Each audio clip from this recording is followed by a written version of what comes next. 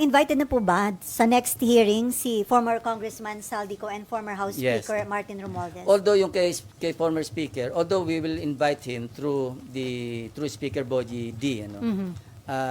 Wala naman talagang direct na pag-implicate sa kanya except yung statement ni Gutesa, but we'll give him the opportunity to respond, no?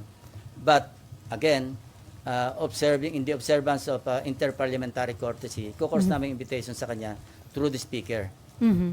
Yung kay Congressman, ex-Congressman Saldico, will send the invitation doon sa kanyang established na residence.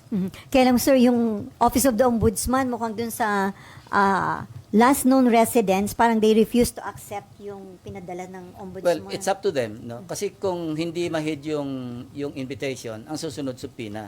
At kung hindi pa rin siya sisipot, based on the subpoena, then somebody may move for the issuance of a contempt citation and eventually a warrant of arrest. At yung warrant of arrest, sir, yun, pwedeng hingin ang tulong ng Interpol para arestuhin kung saang bansa siya nandun? Probably, kasi valid naman yung warrant of arrest, yung i-issue ng Senate. So that is as valid as any warrant of arrest issued by the court. I don't know, I'm not sure. But we will try, no? Sir, may info daw kung sisipot si former Speaker Romualdez sa hearing ng Senate. May advance info kayo, sir? Wala. Iniintay ko yung feedback niya or feedback ni Speaker D. At saka dating Speaker Romualdez din kay SP Soto. Kasi coordinate lang ako sa office ni Senate President or kay Senate President himself. Sabi niya mukhang magkakausap yata sila this week. So sabi ko, pakitanong mo lang sa kanya kung gusto niya magkaroon ng opportunity because this happened before. Ako yung chairman ng public order na mention yung pangalan ni Congressman Veloso, di ba? And they requested me to be given the opportunity to make their manifestation and I gave them that opportunity. So if you remember, yung mga naandito previous Congress na yon, di ba pinagsalita namin si Congressman Veloso, si Ching Veloso. So pwede niyang gawin yun, ano? At kung gusto niya sagutin yung mga allegation, in fact, no, we're thinking of sending subpoena do sa STECOM do sa contractor na naggagawa ng renovation noong bahay sa 42 McKinley Road, ano? At saka yung security agency na naggugwardya ron.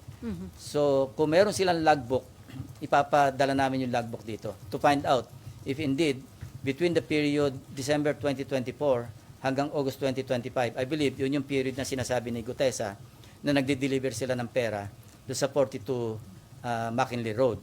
At kung meron sa logbook na may mga pumasok talaga mga sasakyan, mga vans or convoy of vehicles, then that's a strong supporting document to buttress yung testimony ni Gutesa, even without Gutesa coming back to testify, I think. Because remember, yung kanyang sinumpang salaysay na naging questionable o forged yung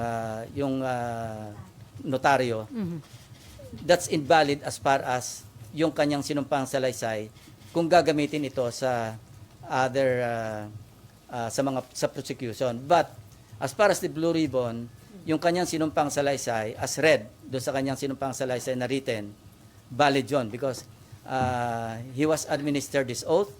And ang presumption is totoo lahat yung sinabi niya sa Blue Ribbon hearing noong September 25.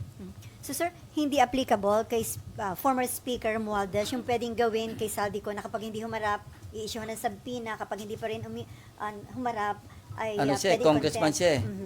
So hanggang invitation lang ang pwedeng gawin ng Yes, Senate. through the speaker. Sabi ko nga, interparliamentary courtesy. And by the way, I'd like to clarify, yung interparliamentary courtesy, ito'y binibigay do sa institution, hindi sa tao. Kaya nga interparliamentary courtesy kasi courtesy ng Senado sa lower house and vice versa.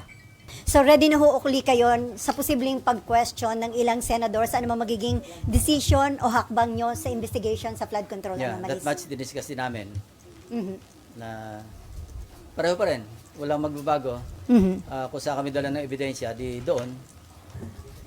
And sir, tiwala kayo na hindi naman madidestabilize ang leadership ni SP Soto once na magbalik kayo bilang Blue Ribbon Committee Chairman? Well, anything goes. Kung doon mapunta, nag-uusap na rin kami tungkol doon.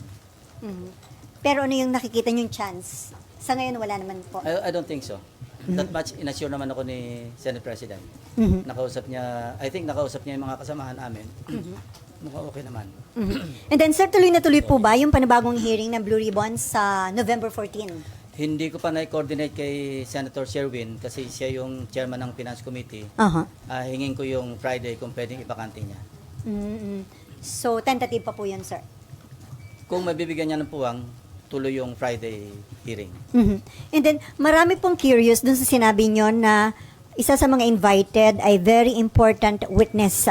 Gaano po ba ka-importante ang kanya magiging testimonya, sir? Importante kasi pwedeng ma-wrap up yung lahat ng pwedeng o kailangang malaman patungo pati sa prosecution sa conviction.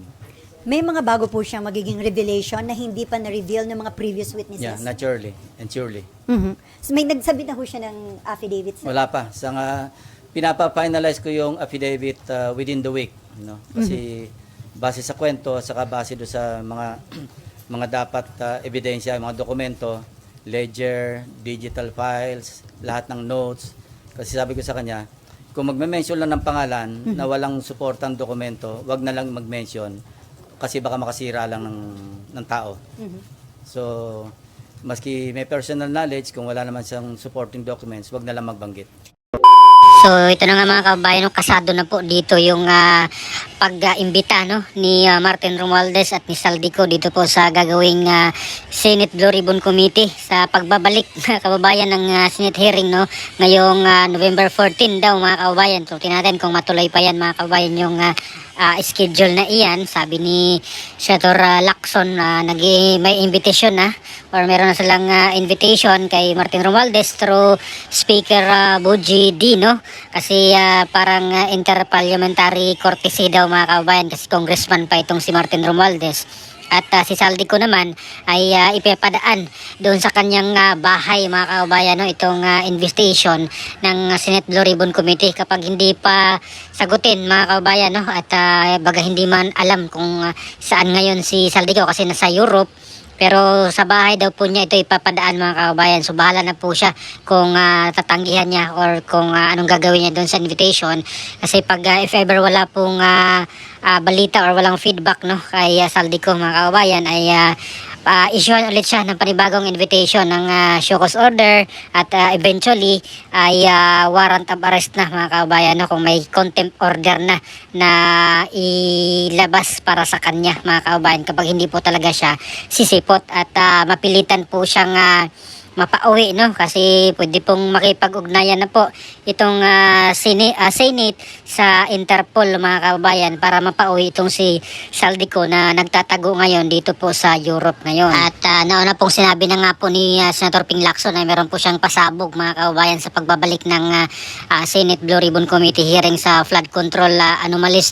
Meron na po siyang witness mga kababayan na i-presenta at meron daw po itong mabigat na allegation mga kababayan din patungkol dito sa mga pagnanakaw ng mga politiko kasabwat yung mga taga DPWH at mga kontratista. So hindi man nila or wala pong clue kung sino ito mga kababayan pero meron daw po itong pasabog na may kinalaman doon sa pagnanakaw ng kabanang bayan sa mga flood control projects mga kababayan. At may backup na ebidensya daw ito mga kababayan, hindi lang po salita or hindi lang pong affidavit at meron daw po itong documents na mag-corroborate na talagang may alam siya mga kababayan, may ebidensya itong witness na ipipresenta ni Senator Lacson dito sa susunod na Senate Blue Ribbon Committee. So para po sa aking opinion dito mga kababayan itong pagbabalik ng Senate Blue Ribbon Committee hearing sa mga anomalya ng flood control projects ay sana po ay matumbok na po talaga mga kababayan. Nauna na nga pong nakaladkad na nga itong pangalan ni Saldico at dating Speaker Martin Romualdez at itong si Gutesa ay sinabi niya na nag-deliver po mismo sila ng pera, mali-malit ang pera doon sa kanilang bahay doon sa Vallaverde sa Pasig kay Saldico at doon naman sa Forbes Park mga kababayan sa bahay ni Martin Romualdez at bagay na sinabi ng or merong statement ng ICI or yung ICI meron po silang sinabi na meron pong maleta na dineliver na pera doon nga sa bahay ni Saldico naman mga kababayan. So sana po sa susunod na mga hearing ay sana po matumbok na po nila itong mga talagang sangkot dito po sa nakawan, no? Bilyon-bilyon na pagnanakaw nila dito sa flood control projects mga kababayan, at hanggang ngayon nga po ay wala pa pong napanagot, no? Wala pa pong kinasuhan mga kababayan, no? Pero sinabi ng ombudsman ay sa sunod na mga linggo yata meron na po silang mga kakasuhan mga kababayan, no? At itong mga kakasuhan nila, mga maliliit na tao lang po yan mga kababayan, mga opisyalis ng DPWH at siguro yung mga kontratista.